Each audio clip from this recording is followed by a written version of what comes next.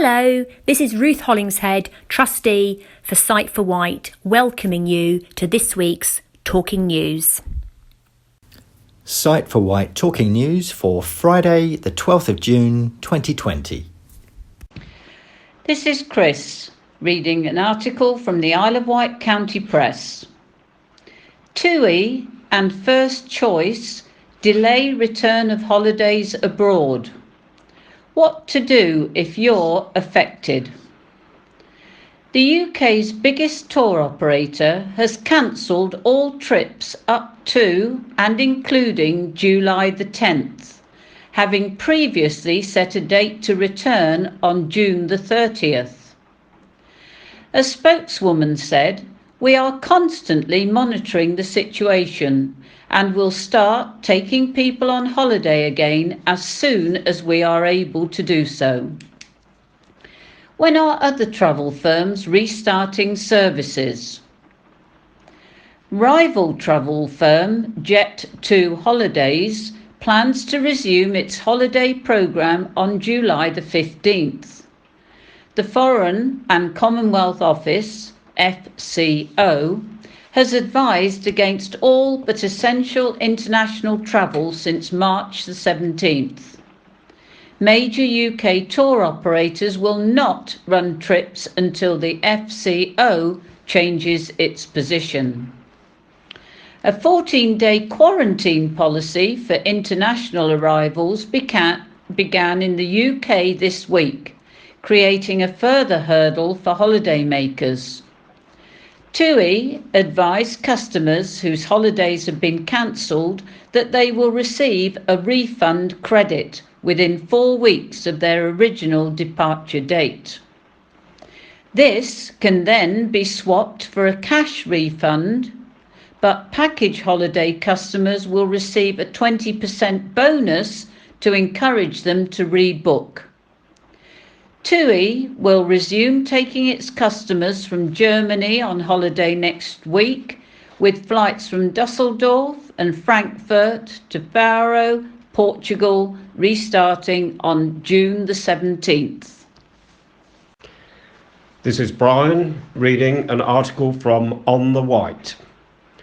Back garden mini ramp, the perfect solution for talented young skateboarder in lockdown. Martha Eggleston's dad decided to build a mini ramp in their back garden so she could continue training as a skateboarder for Wight Trash. A talented young Isle of Wight skateboarder has been enjoying some extra practice during lockdown thanks to a homemade half pipe at her family home. Knighton Primary School pupil Martha Eggleton has been replacing PE lessons with skateboarding during her home school on the bespoke mini ramp built by her dad. A half pipe is a wooden ramp that curves up at both ends, allowing skateboarders to perform jumps, tricks and turns. Prior to the COVID-19 outbreak, Martha regularly travelled to the mainland to visit skate parks for events and training sessions. She is sponsored by the well-known skate brand Wight Trash, along with Wightlink, which supports her with travel through the Isle of Wight Talented Athlete Scheme. Martha, it makes homeschool way more fun. With Martha being homeschooled and trips to local skate parks out of the question due to government restrictions, Dad Rob set about building a mini ramp to keep Martha active and entertained during lockdown. Martha said, "I miss being able to go to skate parks and John Cattle's skate club. I've asked Mum and Dad for a ramp for a long time. It makes homeschool way more fun. My little brother loves to roll on it too. Can't wait to skate with everyone again when it's safe and lockdown changes. I'm excited to take what I've learnt at home to other parks. I love skateboarding." Stuart James, Wightlink's Director of Marketing and Innovation, said, We've heard so many stories of how the athletes we support are adapting to the new way of life since the coronavirus outbreak. We're really impressed with the dedication they are showing to their chosen sports, and also by the ingenious ways that they come up with to keep on doing what they love. Martha is really lucky to be able to continue to practice her skateboarding tricks, and we look forward to welcoming her back on board once it is safe for her skating events to resume. When she broke her leg in a skateboarding accident last year, everyone at Wight was so impressed by the way she bounced back. With that sort of attitude, as well as the support of her family, we're sure that Martha will be a success in whatever she turns her hand or feet to. This is an article from the Isle of Wight Observer, read by Den. Red Funnel announces changes to its chosen charities of the year. Red Funnel today announced that Isle of Wight Independent Lifeboats, a collaboration of Freshwater Independent Lifeboat, Sandown and Shanklin Independent Lifeboat, and Ride Inshore Rescue, will be deferred as its Charity of the Year for 2020 and instead hold the distinction for 2021. With immediate effect, Red Funnel is fundraising for its two runner-up charities, Monkey Haven and Daisy Chains Isle of Wight, who will now become Red Funnel's Charity of the Year 2020. In late 2019, the lifeboat groups joined forces to submit a joint application to Red Funnel's Charity of the Year programme. However, due to the ongoing pandemic, there has been a reduction in numbers using the lifeboat organisations, as well as training efforts. The group proactively offered its position as this year's Charity of the Year to two charities that are in greater, more urgent need at this time. Monkey Haven, LEAF Foundation, well known to islanders since its opening its door a decade ago, provides a sanctuary for monkeys, birds and reptiles on the Isle of Wight. It relies largely on seasonal income and visitor admission to fund overheads including food, habitat maintenance and veterinary care for the resident animals. Daisy Chains IW is also a well-known Isle of Wight-based charity which supports children and their families who have been diagnosed with a long-term health problem, life-limiting condition and/or disability. It does so through fundraisers and events, the latter which due to the ongoing situation could provide difficult for the charity hold this year, risking a shortfall in income. Since the COVID-19 pandemic, Daisy Chains has set up a family support fund to help with essential food and household items for struggling families. Mark Newham, representing Isle of Wight Independent Lifeboats, said, "We wish to thank Red Funnel for the opportunity and we very much look forward to working with them next year. For now, it makes sense for us to defer to 2021 as there are other charities in greater need right now. We're very happy to see Red Funnel's fundraising support go to Monkey Haven and Daisy Chains, who need the help more urgently." Speaking on behalf of Monkey Haven, Kelly Wicks said, "We are absolutely delighted to be given the privilege of becoming Red Funnel's joint Charity of the Year, and we are enormously grateful to the Lifeboat Association for their kind gesture. We cannot tell you how much it means to us and our animals to be granted this wonderful opportunity in extending our partnership with Red Funnel. Closing our doors in March meant losing a crucial source of income from our many visitors, therefore putting an enormous strain on our charity and leaving us in urgent need of funding. It has been a huge financial struggle to fund necessities such as medication, operations, heating, cleaning and specialist foods, and with many mouths to feed, this much needed support could not have come at a better time for our animal sanctuary. We are truly grateful, and with the public support, we hope to get through these hard times and be able to rescue even more creatures in crisis." Representing Daisy Chains, Mandy Fuller added, "What a wonderful, unexpected surprise to have received this news from Red Funnel. The COVID-19 crisis has had a tremendous impact on the vulnerable children we support, along with their families. Coping with the social and economic fallout of the pandemic is hard enough for most families, but it's typically more challenging for the families we serve due to their pre-existing circumstances. We are working incredibly hard to maintain support and keep up with the increase in demand for our services, and we're doing the best we can. However, with our main fundraising events on hold due to restrictions on gatherings, we urgently need to turn our attention to finding new ways to raise the funding we need to keep going. This support from Red Funnel could not have come at a more appropriate time for us, so we are very, very grateful." Fran Collins, CEO at Red Funnel, said, "We completely respect the Isle of Wight Independent Lifeboat's proposal to defer its position as our Charity of the Year until 2021 and admire the selflessness of this group of organisations at a time when many are relying on the charity of others.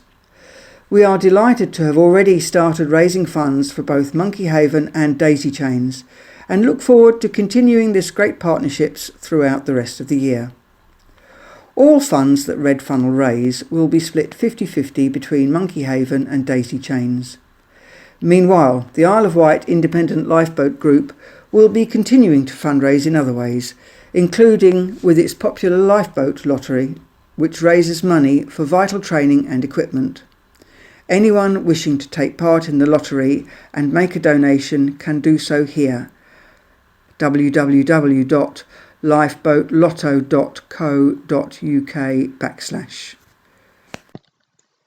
This is Howard reading an article from the Island Echo about the Bembridge lifeboat.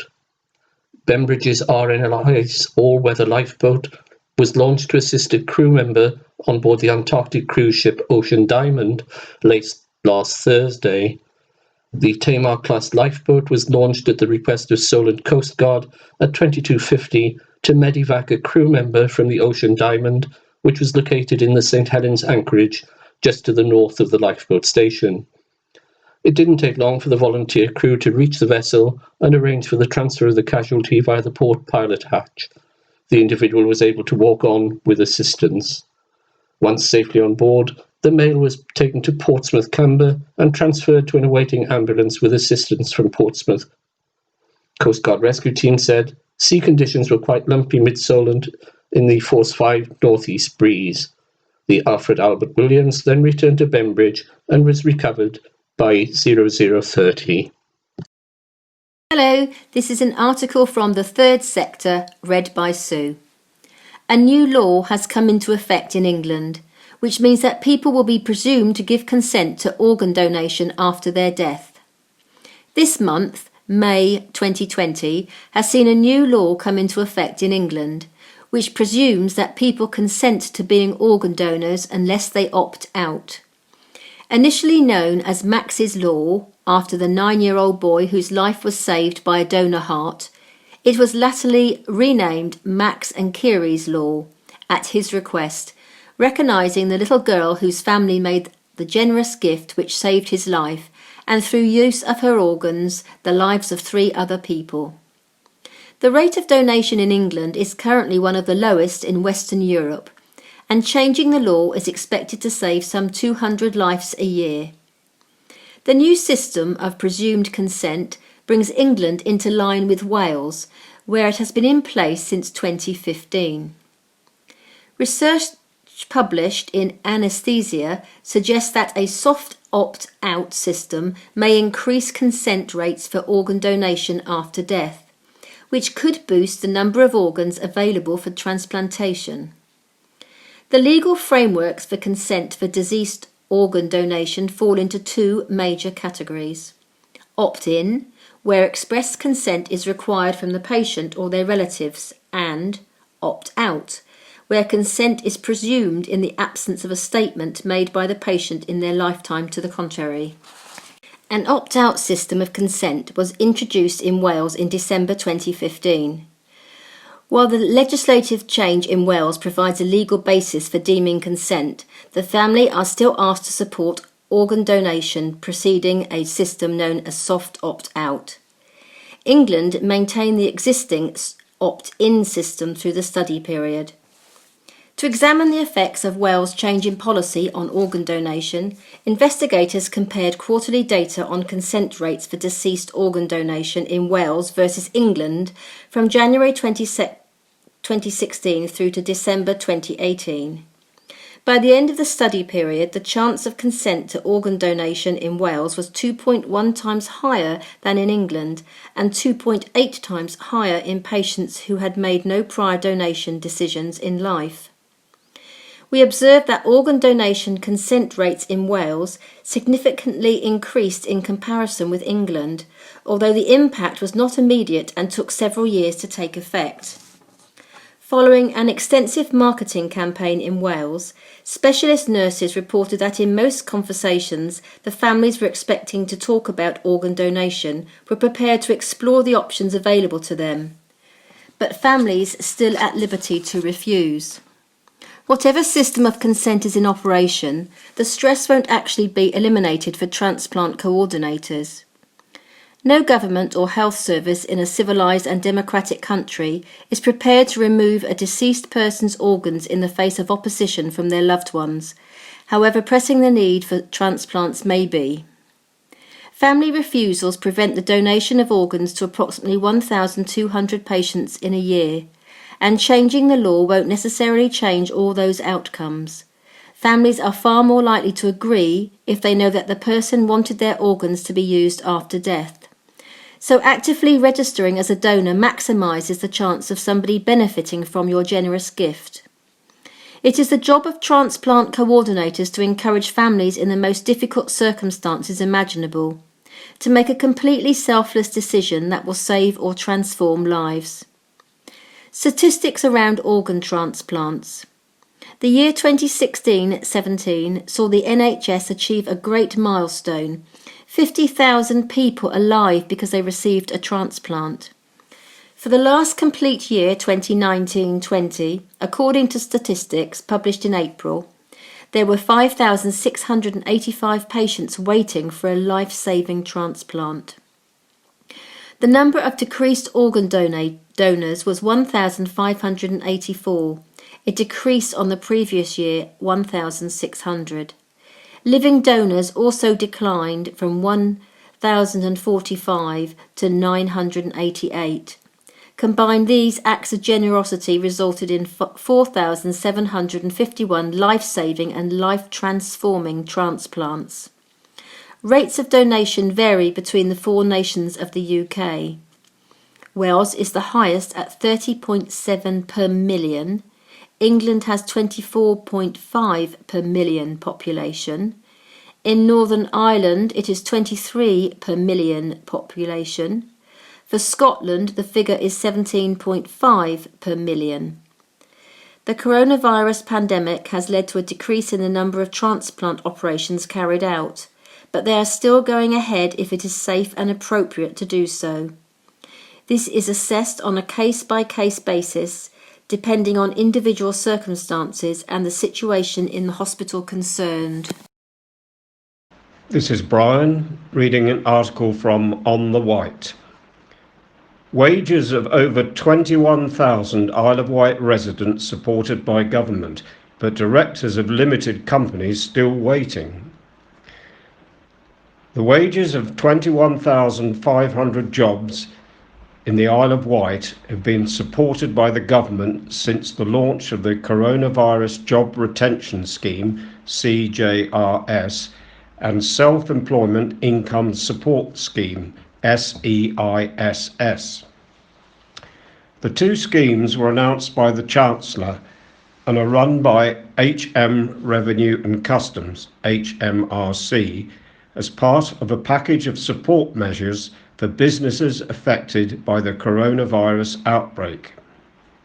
According to HMRC, businesses on the Isle of Wight have furloughed 15,400 jobs since the CJRS was launched on the 20th of April 2020.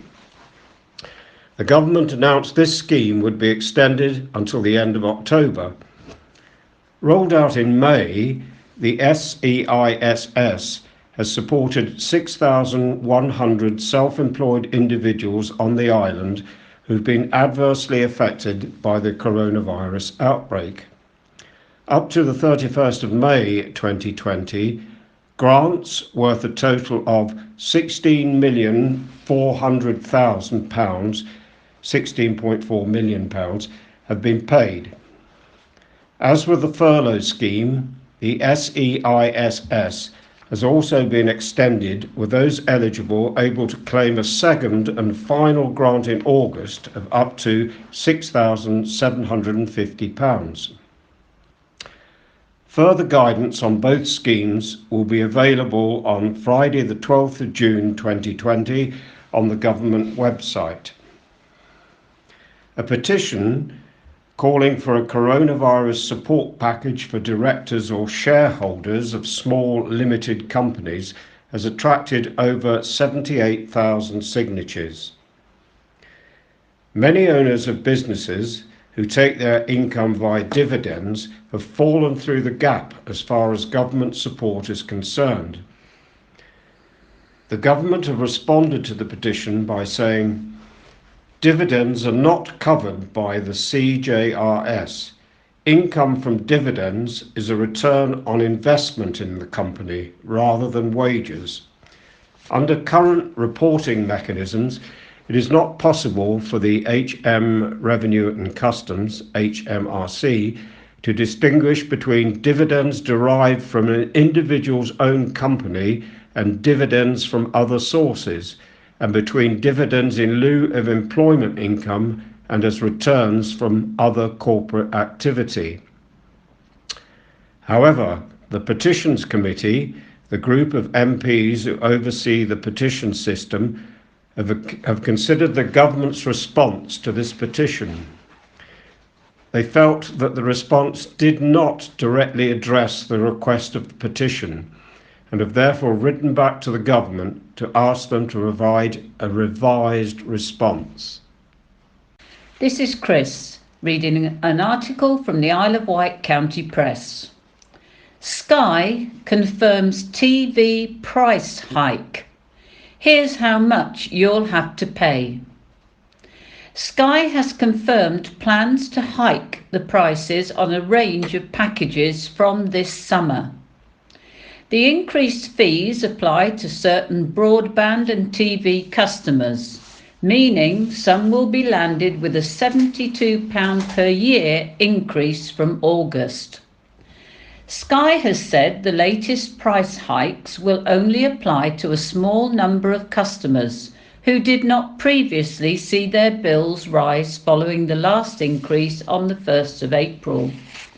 This is because this set of customers have different contracts, meaning the increased rates were delayed until later in the year. However, Sky has said the changes in price will be exactly the same as customers who were required to pay more in April. A number of changes will be introduced to broadband and TV costs from August. Here is the breakdown of the prices that will be introduced. Sky Entertainment TV package, rising from £22 to £24 per month.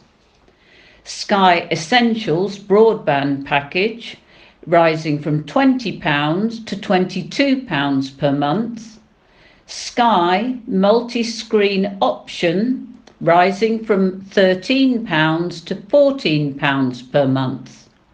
Sky HD TV, rising from £5 to £6 per month.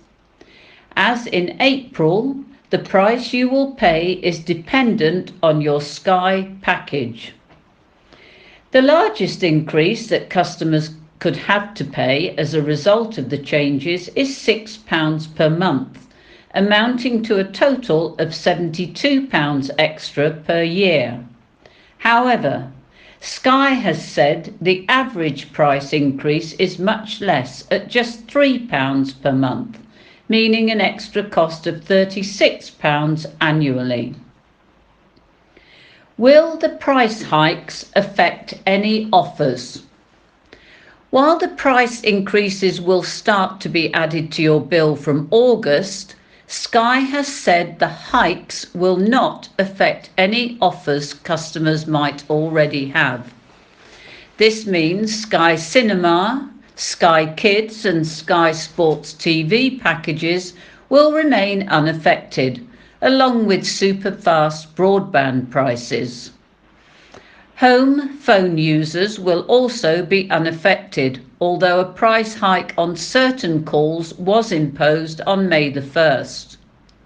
This included Sky's call connection fee, which rose from 23p to 25p, while non-inclusive calls to UK landlines increased from 15.5p per minute to 16p per minute. Customers who wish to leave their contract as a result of the increases can do so penalty-free, providing they are outside the minimum term of their contract and on a monthly rolling deal.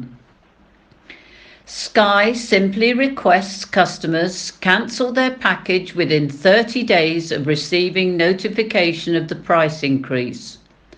Those who are still within their minimum contract term cannot cancel penalty-free unless they are a broadband customer. OnTheWight, read by Den. Work to improve safety whilst retaining character of footbridge approved. Work is required at Gully Road footbridge because the parapet walls were assessed as not providing enough protection to prevent people falling several metres to the ground below.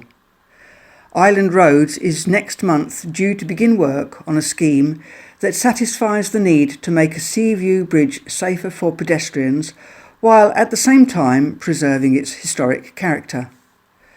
Work is required at Gully Road footbridge because the parapet walls were assessed as not providing enough protection to prevent people falling several metres to the ground below. Some local residents were, however, concerned that installing additional railings to provide safety would detract from the traditional appearance of the brick-built arched structure. But following local discussions, Island Roads has come up with a solution to dig out material from the footway to restore the original level and in effect increase the height of the existing parapet. Protecting character while improving safety. Ian Hodgson, Island Road's structures manager, said, "We have to ensure that the structures for which we are responsible do not pose an unacceptable risk to those using them. But doing that can provide us with challenges, as it's not easy to apply modern safety standards to older structures that were built well before such standards were put in place. We are pleased to be able to work with the local community to come up with a scheme that protects the character of this footbridge but also improves the safety of those using it." Councillor Reg Barry, Isle of Wight Council member for Nettlestone and Seaview, said, "I'm delighted that Island Roads have come up with a solution that takes into account local opinion, local history and the safety of bridge users." Built over 100 years ago, the footbridge links Solent View Road, Gully Road and Seagrove Bay. This is Howard reading an article from the Isle of Wight County Press.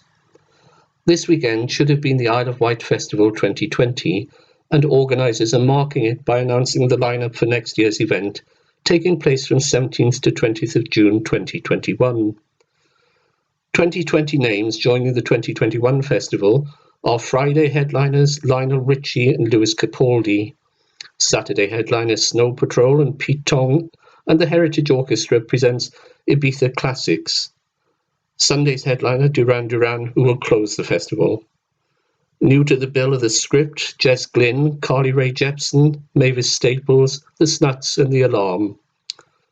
John Giddings of the Isle of Wight Festival said, "We should be watching some fantastic performances in a field together this weekend, but sadly it was not to be. We're thrilled that we will welcome most of the artists booked for 2020 plus a few special additions to next year's festival.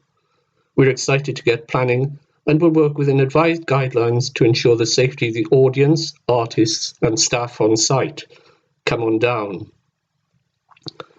Other 2020 names also joining the bill are All Saints, Are You Experienced? That's a Jimi Hendrix tribute, Asylums, Balcony, Becky Hill, Donna Missel, Dylan John Thomas, Ella Henderson, Example 4, Happy Mondays, James Arthur, James Vincent McMorrow, Joy Crooks, Kaiser Chiefs, Lightning Seeds, Lona, Lyra, Maisie Peters, Maximo Park, Megan McKenna, Natasha Bedingfield, New Rules, Primal Scream, Razorlight, Rebecca Hearn, Roachford, Rothwell, Sam Felt, Live, Sam Fender, C6 Steve, Shed 7, Sigma, that's a DJ set, Supergrass, The Manor, and You and Me at 6.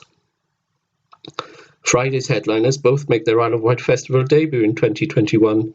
International superstar Lionel Richie will headline the main stage alongside Grammy and Brit Awarded nominated Man of the Moment Lewis Capaldi.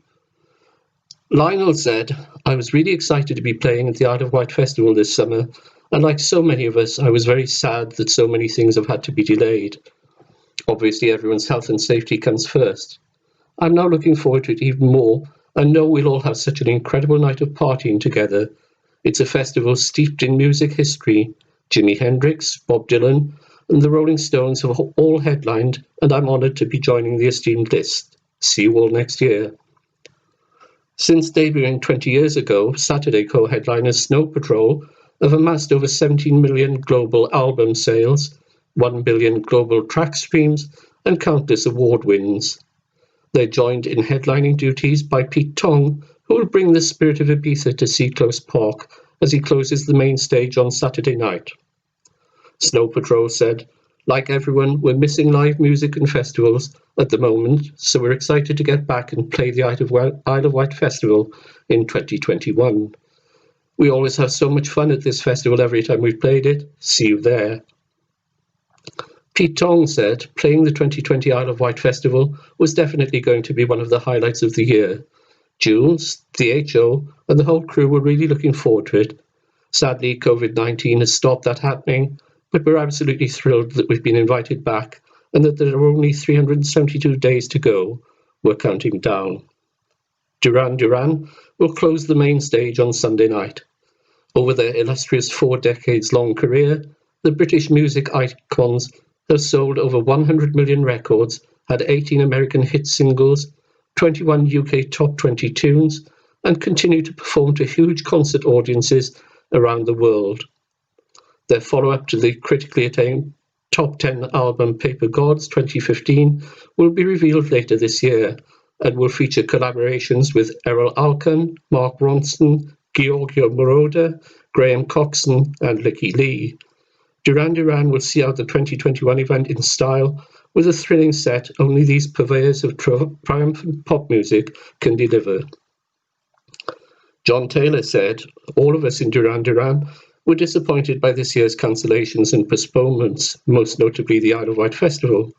It seems to me that now more than ever, we need as human beings to be able to connect, sharing common space, making noise together, and celebrating both our diversity and our commonality, our passions and our collective values. I look forward to being at the festival next year with my bandmates and celebrating 40 years of music making and engaging in that great unifying experience that is live music." Simon Le Bon added, "We were so looking forward to playing the Isle of Wight Festival this year. You can imagine how disappointed we all were when the show got postponed, but of course it had to be that way.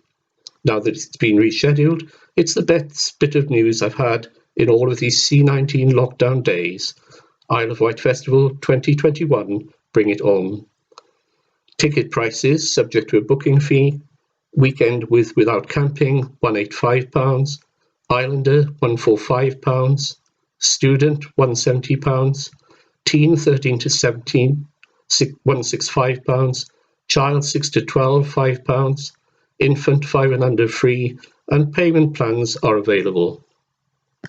Sight for Wight need your help in designing a new logo for our dress agency, Dress for Less. Dress for Less sources a wide range of smart, casual and formal clothes for a variety of occasions and for all ages, shapes and sizes. Best of all, every penny raised supports Sight for Wight, also known as Isle of Wight Society for the Blind, an island charity for people affected by sight loss. Here's the brief. The logo will belong to a classy clothes agency and needs to show that cleanly and clearly. It should look expensive even if our outfits aren't. The logo should aim to link back to the logo of the main charity to remind shoppers what it's all for. The colours and shapes are important as the charity supports sight impaired people, so let's make this DDA compliant. Avoid colours like red, which are hard for visually impaired people to see. Closing date for entries is Wednesday the 15th of July 2020. Rapa Nui will be judging the competition. Entries must have your full name, email and telephone number. Under 18s must further include the school name, parent, guardian email address and phone number. Please send this information with a PDF of your entry that can print up to A4 to ceo@iwsb.org.uk. For more information, visit sightforwight.org.uk or call 01983 522 05. Good luck.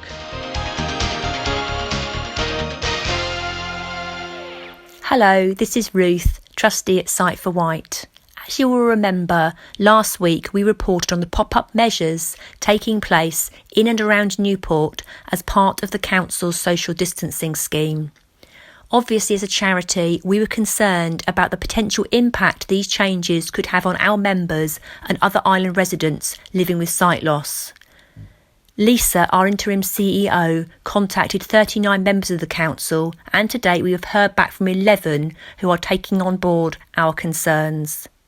We have also contacted the RNIB and are working closely with other island charities, including Isle Access and Age UK, to ensure that the needs of our members are met in future island plans. If you have any concerns or comments that you would like to make about the recent schemes in and around Newport, we would love to hear from you. Please call us on 522205 or send us an email. Thank you. Hello, my name's Joe Little. I'm managing editor of Majesty. We're a monthly royal magazine and we've just celebrated our 40th anniversary. The royal family, like everybody else at the moment, is pretty much on lockdown, so filling the pages of the magazine are proving quite a challenge, but things are being done in a very different way, as we've been seeing in the past weeks or even months now. And whereas the royals can no longer go out and about and meet people, they are still being visible, but in a very different way. They're taking to video conference calls in the way that we never really used to experience, and in the process they're becoming very adept at what they're doing. And quite remarkably, the Queen made an appearance for the first time this week. We know that she's been doing it behind closed doors, but this is the first time we've actually seen her doing it. And she was talking with her daughter, the Princess Royal, who is president of the Carers Trust, and they were marking Carers Week, and it was quite a lengthy conversation. The Queen spoke to a number of people, including a lady called Nadia Taylor, who looks after her mother, who's blind and has osteoarthritis, and her father, who is undergoing chemotherapy for a blood disorder. And as if that wasn't difficult enough, also Nadia's husband, who's got a kidney deficiency, and her daughter, who's only 16 but has a disorder of her jaw joint. So that's quite something. So the Queen was very interested and engaging with them, and was delighted to have taken part. So I think this may well be the first of many times that we see the Queen do things in this way. So Her Majesty has been at Windsor Castle since the middle of March, and she was joined by the Duke of Edinburgh, who earlier this week celebrated his 99th birthday. And the occasion was marked with a new photograph of the couple taken in the quadrangle at Windsor Castle. And so the Duke is now in his 100th year, and all being well, in the fullness of time on the 10th of June 2021, will receive the usual 100th birthday message from his wife. That remains to be seen, so fingers crossed. The Queen, as we all know, has two birthdays. She has her actual birthday, which is in April, and then she has an official birthday in June, and it's marked by the Queen's birthday parade, or we would perhaps know it better as Troop in the Colour. That isn't going to be the case this year, of course, because with the country on lockdown, we can't gather in large numbers. So instead, on Saturday, there's going to be a military ceremony at Windsor Castle in the quadrangle, and it's going to be performed by the Welsh Guards, who, had things been different, would have trooped the colour on Horse Guards Parade in London. So this is going to be a much shorter ceremony. It's not going to be at all like the pomp and pageantry that we're used to seeing on an annual basis, but nevertheless it's an official recognition of the Queen's official birthday, and it's a tribute to her and also to the precision of the Welsh Guardsmen who will have been practising long and hard for such an occasion. Hello, this is Laura Gouljar, trustee at Sight for Wight and the Eye Clinic Liaison Officer at St Mary's Hospital.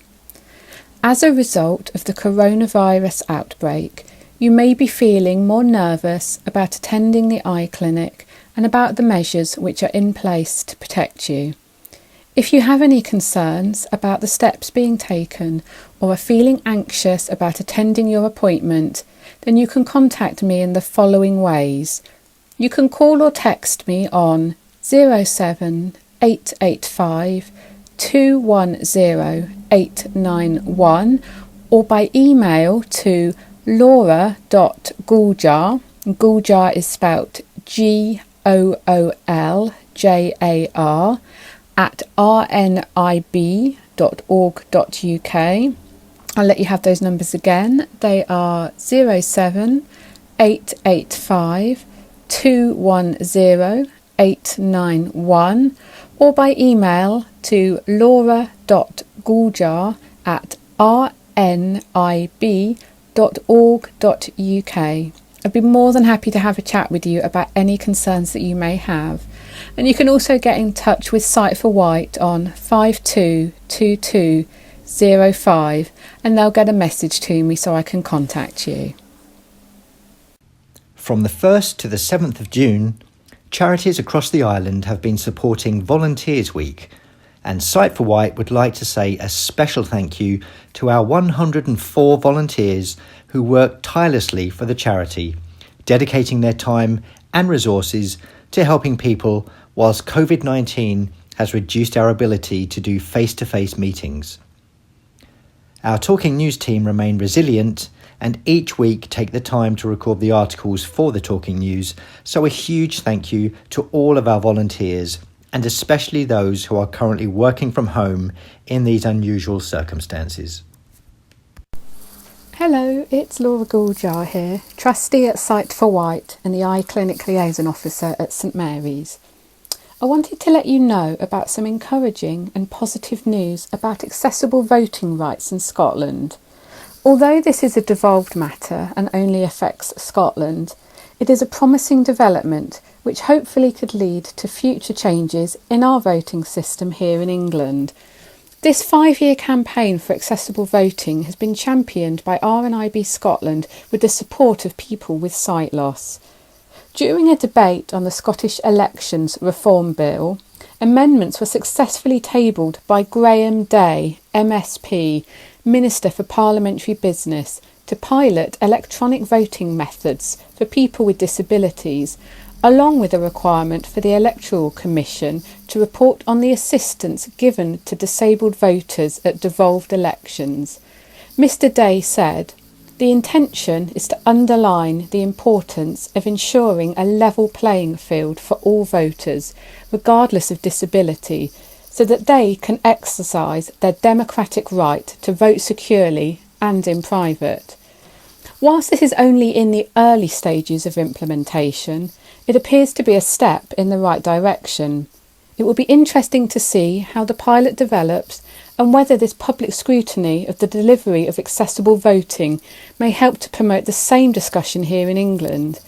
At present, only 2 voting aids are available for people with sight loss: a large print ballot paper or a tactile voting device, basically a plastic template that fits over the ballot paper. But this can still mean people need a sighted person to guide them where to put their cross.